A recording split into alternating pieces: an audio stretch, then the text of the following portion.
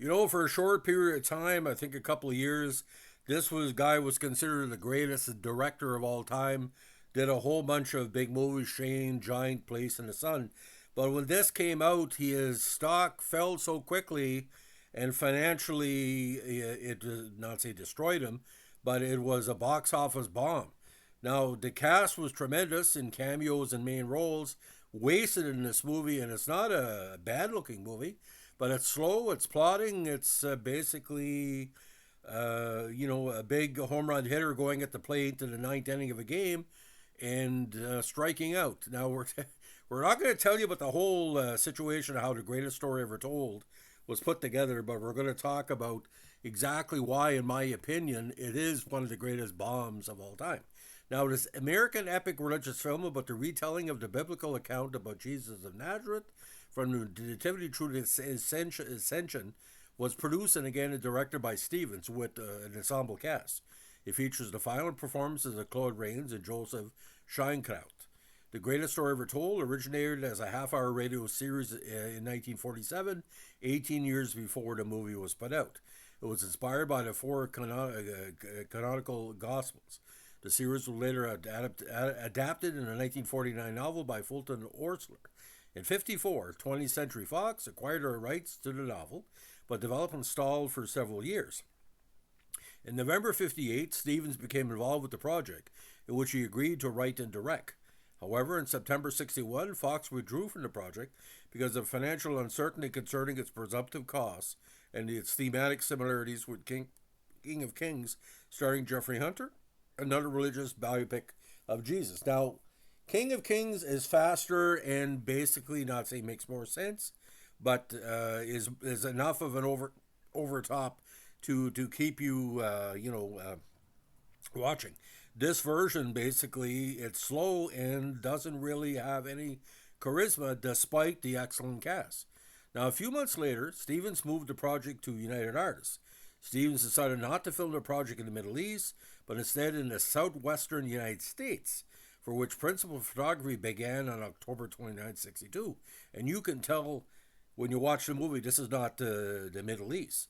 Filming fell behind schedule due to Stevens' noted tedious shooting techniques, in which David Lean and Jean Negorosco were brought in to film other sequences. You had the same problem with Giant, of course.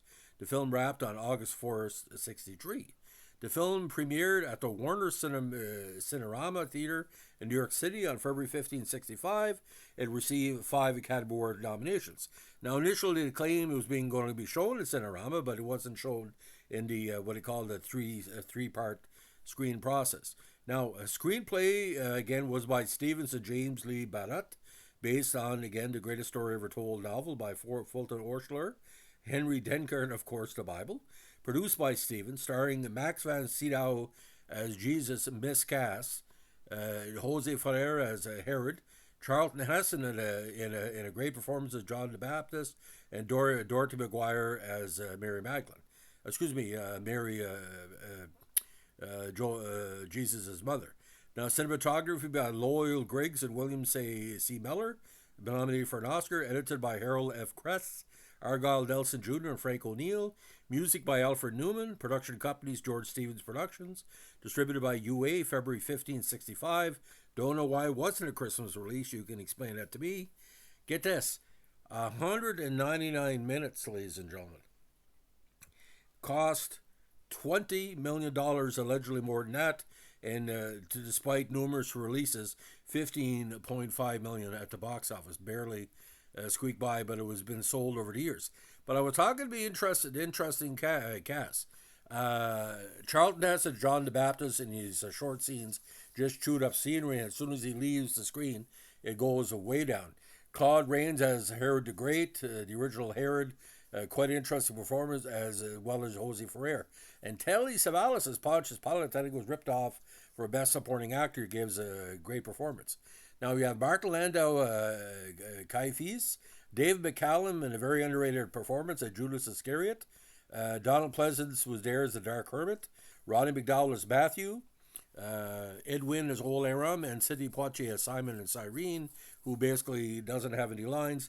And of course, John Wayne in his famous line, "Sure, he's the Son of God."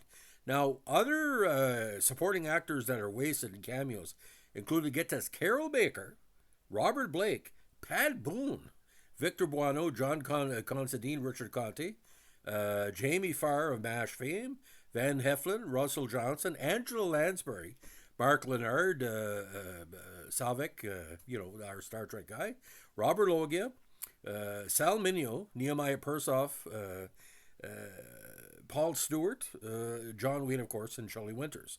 Now, Richard Bacalin and Mark Cavell, in uncredited roles, played the thieves crucified with Jesus. Now, the big problem again with this movie is how long it took from start to finish. The scouting locations, music, everything else. Now, when it premiered on February 15, 1965, 18 months after filming wrapped, it was at the Warner Cinerama Theater in New York City. It opened 2 days later at the Cinerama Dome in LA and then in Miami Beach. It opened in Philadelphia and Detroit on March 9, 1965, and an edited version opened March 10, 1965 at the Uptown Theater in Washington, D.C. Now, a shorter version, again, was released in February 1967 for its general release in Chicago. The version that premiered in New York had a running time of 221 to 225 minutes, including a 10-minute intermission per reviews for the New York Times and Variety. The original running time was 4 hours, 20 minutes, which is 260 total minutes. 28 minutes were cut for release in the film in Washington to tighten the film without deleting any scenes, and these cuts were later made to other prints. The film was edited further with a running time of 137 to 141 minutes for a general release in the States. The shortened version involved Jesus' 40-day journey in the wilderness, featuring Donald Pleasance as well as appearances by John Wayne and Shelley Winters. Now, the marketing campaign included exhibits created for churches and Sunday schools, department stores, primary schools, and secondary schools. The Smithsonian Institution put together a traveling exhibition of props, costumes, and photographs that toured museums around the country. Promotional items made available to groups identified for market segmentation, including school study guides, children's books, and a reprint of the original novel by Orsler. Previews of the film were shown to leading industrialists, psychologists, government officials, religious leaders, and officials of the Boy and Girl Scout organizations. Now, the film, like I said, was advertised on its first run as being shown in Cinerama. While it was shown on an ultra-curved screen, it was with one projector. True Cinerama required 3 projectors running simultaneously, and this was a couple of years after How the West Was Won. A dozen other films were presented this way in the 60s. Now, released on Laserdisc in 1993 with no VHS to release to my memory, the film was given out on DVD in 2001, which featured a 3-hour, 19-minute version along with a documentary called He Walks with Beauty, which details the film's tumultuous production history. Now, what was shown on, I think, NTV on the weekend, which I taped for this podcast, I think that's the 109-minute version. So it's quite an argument. What is better, a bomb short or bomb long? Now, Bosley Crowder, New York Times, described the film as the world's most conglomerate biblical picture, which scenes in which the grandeur of nature is brilliantly used to suggest the surge of the human spirit. Now, Time magazine also liked it. It says he has outdone himself by producing an austere Christian epic that offers few excitements of any kind. Greatest stories a lot less vulgar, compared, of course, to Cecil B. DeMille's biblical films, though audiences are apt to be intimidated by his pretentious solemnity, which amounts to 3 hours and 40 minutes worth of impeccable boredom. As for vigorous ideas, there are none that would seem new to a beginner's class in Bible study. Now, Brendan Gill in the New Yorker said, if the subject matter were as sacred to the original, we would be responding to the picture in the most charitable way possible by laughing at it from start to finish. This Christian mercy being denied us, we can only sit and sullenly marvel at an energy for which, for more than 4 hours, the note of serene vulgarity is triumphantly sustained. Shane Alexander, reviewing for Life, said the scale of the greatest story ever told was so stupendous, the pace was so stupefying that it felt not uplifted, but sandbag. John Simon wrote, great name for a reviewer, God is unlucky in the greatest story ever told. His only begotten son turns out to be a bore. That sums it up for me. First time I saw it, I could not believe what I was watching. I'm a big fan of Stevens, big fan of Max von Sydow, Very big fan of David McCallum. And I'm saying to myself, Telly Savalas, Savalas and McCallum, like the story about Judas, if it was just on McCallum really hit it out of the park. And, The Great Escape a couple of years before, Telly Savalas was starting to build. Savalas is tremendous in this. And, there's a lot of good in this movie, but, nobody. And by the way, the only person who looks like he's from the Middle East is Jamie Farr. Everybody is white. Everybody is kind of. And Sal Mineo, who was wasted in this, he could have been someone to really, and Van Heflin too. Let's not get into it because it starts to piss me off. Now, in an interview for New York Times, Stevens said, "I have tremendous satisfaction that the job has been done to its completion the way I wanted it done, the way I know it should have been done. It belongs to the audiences now, and I prefer to let them judge." On Rotten Tomatoes, probably one of the worst ratings for an epic of its kind. The film has an approval rating of 42% based on 24 reviews with an average rating of 4.8 out of 10. Now, 3 weeks after opening at the Warner Cinerama, the film had earned nearly $250,000 in advance ticket sales. Based on the ticket sales and advance reserve seating ticket sales before Easter, Eugene Picker, UA Vice President, told Variety that the film was way ahead of any other previous UA hard tickets being used for each group in window sales.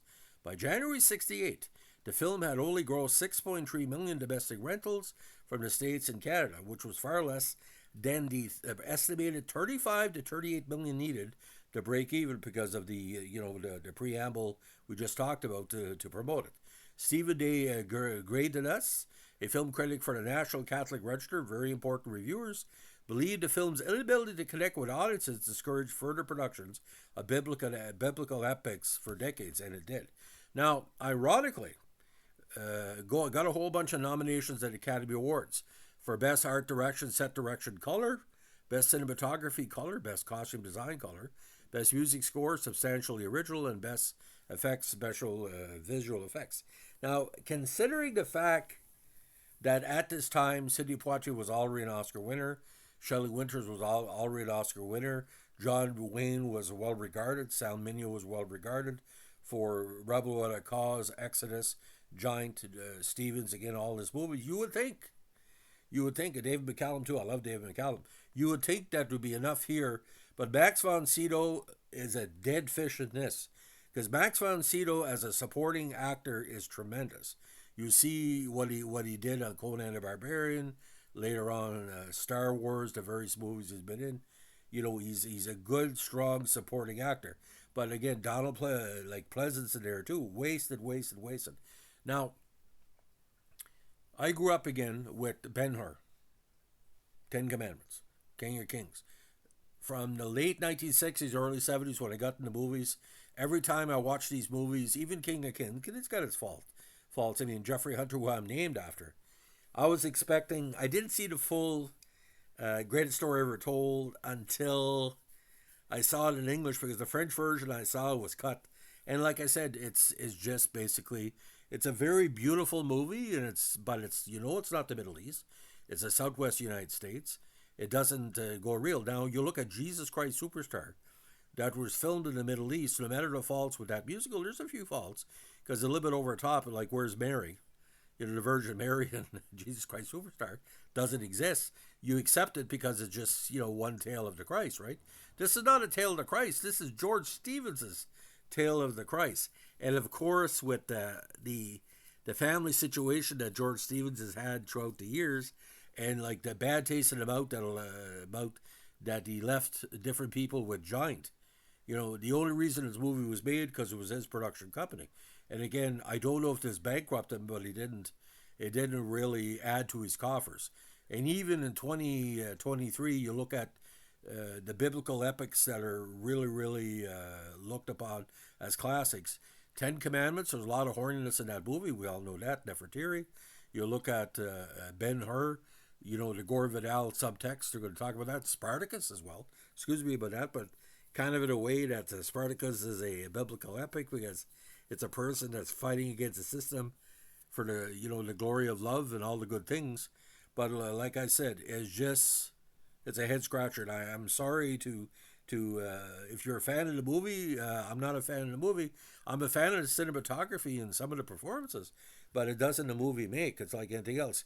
You have to really, when you're going in this era of biblical movies, you got to remind yourself this is the greatest story ever told, and you need somebody with a tight hand, a 3 hour movie at the max, and give some action. Like you got to have some over the top performances, and you don't have enough. You have basically stage play performances, and not enough British actors in the movie. I would like to see John Gielgud, Alec Guinness, Laurence Olivier, somebody. I mean, anyway, it is what it is. So, ladies and gentlemen, if you like what we're doing with our movie podcast, let us know with a like, comment, subscribe, or share. I would give the movie again 2 stars out of 5. 2 stars again, mostly for Dave McCallum, especially the suicide scene is just outstanding. A way to portray Judas, and of course Telly Savalas basically saying, I don't want to kill this guy. Why do you want to kill this guy? I mean, he's just a man, Anyway, a man in religious form. So thanks for listening, and happy Christmas to everybody, and Hanukkah and Kwanzaa and Christmas and Festivus and all that. Have a good one. Bye.